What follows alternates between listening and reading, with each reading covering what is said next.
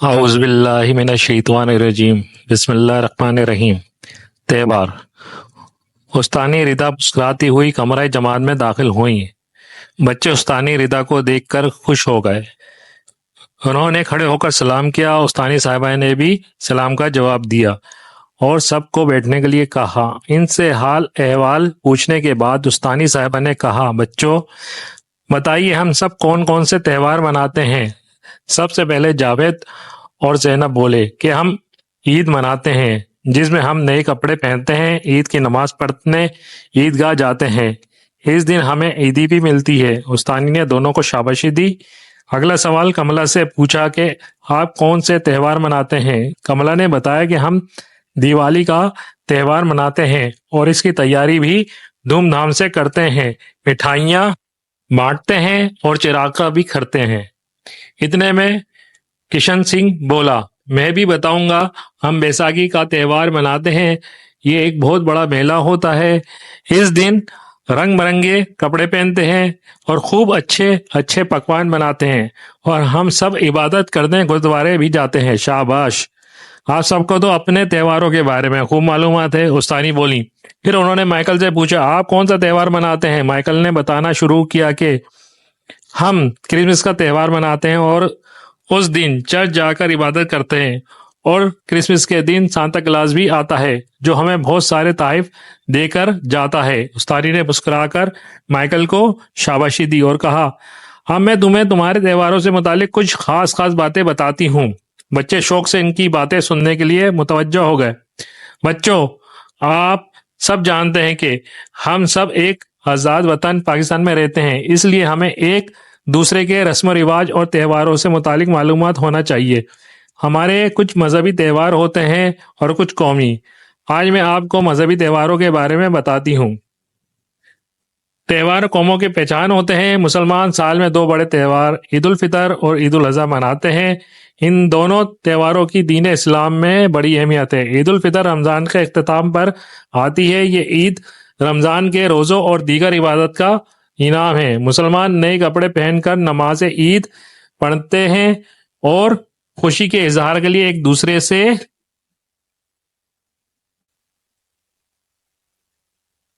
گلے ملتے ہیں۔ عورتیں اور بچیاں ہاتھوں میں مہندی لگاتی ہیں اور چوڑیاں بھی پہنتی ہیں۔ بڑے چھوٹوں کو عیدی دیتے ہیں۔ لوگ ایک دوسرے کی دعوتیں کرتے ہیں۔ طرح طرح کے کھانے بنائے جاتے ہیں اور میٹھے میں شیر خورما بنایا جاتا ہے جو اس خوشی کو اور بھی میٹھا کر دیتا ہے، اسی لیے اسے میٹھی عید بھی کہتے ہیں۔ بچے جو کہ خاموشی سے باتیں سن رہے تھے، میٹھے کے نام پر ان کے منہ میں پانی بھر آیا۔ بچوں نے مجھ سے فرمائش کی کہ ہم بھی سوئیاں کھائیں گے۔ اس پر استانی صاحبہ نے انہیں سوئیاں کھلانے کا وعدہ کر لیا۔ زینب بولی، اب دوسری عید کے بارے میں بتائیے۔ بچوں، عید الاضحیٰ کو بڑی عید بھی کہتے ہیں جو 10 ذی الحجہ کو منائی جاتی ہے۔ اس عید پر جانور قربان کیے جاتے ہیں۔ یہ عید اس واقعے کی یاد دلاتی ہے جب اللہ کی طرف سے حضرت ابراہیم علیہ السلام کو خواب میں اپنے پیارے بیٹے حضرت اسماعیل علیہ السلام کو قربان کرنے کا حکم دیا گیا تھا۔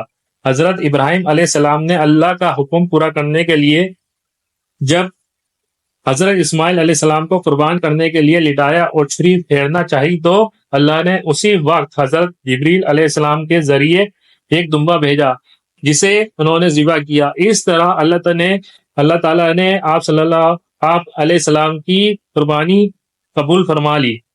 اس واقعے کے بعد سے مسلمان ہر سال اللہ کی راہ میں حلال جانور گائے، بکری، اونٹ، دمبا اور بھیڑ قربان کرتے ہیں۔ اس کے بعد استانی صاحبہ نے ہندوؤں کے تہوار کے بارے میں بتانا شروع کیا۔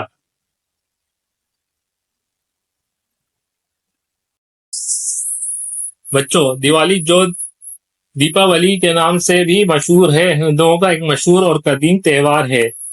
ہندوؤں کا عقیدہ ہے کہ جب ان کے شری رام اپنی قسم پوری کرنے کے بعد سیتا جی کو ساتھ لے کر واپس آئے تو لوگوں نے بے حد خوشی منائی۔ گھر گھر چراغ جلائے گئے۔ اس دن ہر گھر کو سجایا جاتا ہے، مٹھائیاں بٹتی ہیں۔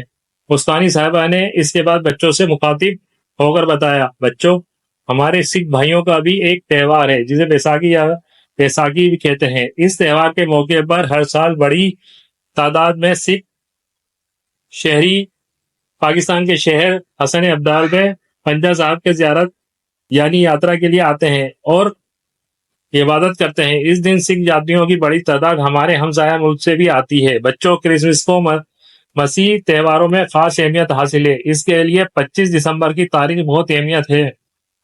اس دن حضرت عیسیٰ علیہ السلام پیدا ہوئے تھے۔ کرسمس کے موقع پر مذہبی مجالس منعقد کی جاتی ہے، خصوصی عبادتیں کی جاتی ہیں جن میں شجر کرسمس، روشنیوں کا درخت کی رسم، تحفوں کا لین دین، سانتا کلاس کی آمد قابل ذکر ہے۔ دنیا کے کئی ممالک میں اس دن چھٹی ہوتی ہے۔ سب سے زیادہ خرید و فروخت بھی کرسمس ہی کے موقع پر کی جاتی ہے۔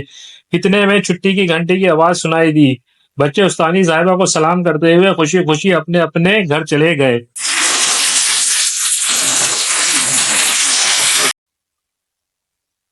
درج ذیل سوالات کے جوابات دیجیے۔ مسلمانوں کے کن تہواروں کا سبق میں ذکر موجود ہے؟ عید الفطر اور عید الاضحیٰ کا ذکر ہے۔ عید الاضحیٰ کس واقعے کی یاد دلاتی ہے؟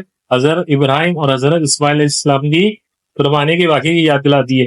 عید الفطر کو میٹھی عید کیوں کہتے ہیں؟ عید الفطر کو لوگ شیر خورما بناتے ہیں۔ دیپاولی کیسے منائی جاتی ہے؟ گھر گھر چراغ جلائے جاتے ہیں اور مٹھائیاں بانٹی جاتی ہیں۔ کرسمس کس تاریخ کو منائی جاتی ہے؟ کرسمس 25 دسمبر کو منائی جاتی ہے۔ سکھوں کا تہوار کیا کہلاتا ہے؟ سکھوں کو تہوار کو بیساکھی یا ویساکھی بھی کہا جاتا ہے۔ درج ذیل الفاظ کے مذکر یا مؤنث لکھ کر جملوں میں استعمال کیجیے۔ گائے، بیل، اونٹ، اونٹنی، بکری، بکرا، بیٹا، بیٹی، استاد، استانے۔ خالی جگہ پر کیجیے۔ عید الاضحیٰ 10 ذی الحجہ کو منائی جاتی ہے۔ اللہ تعالیٰ نے حضرت جبریل علیہ السلام کے ذریعے ایک دمبا بھیجا۔ ہمارے کچھ مذہبی تہوار ہوتے ہیں اور کچھ قومی۔ کرسمس کے دن سانتا کلاس بھی آتا ہے۔ بیساکھی کو ویساکھی بھی کہا جاتا ہے۔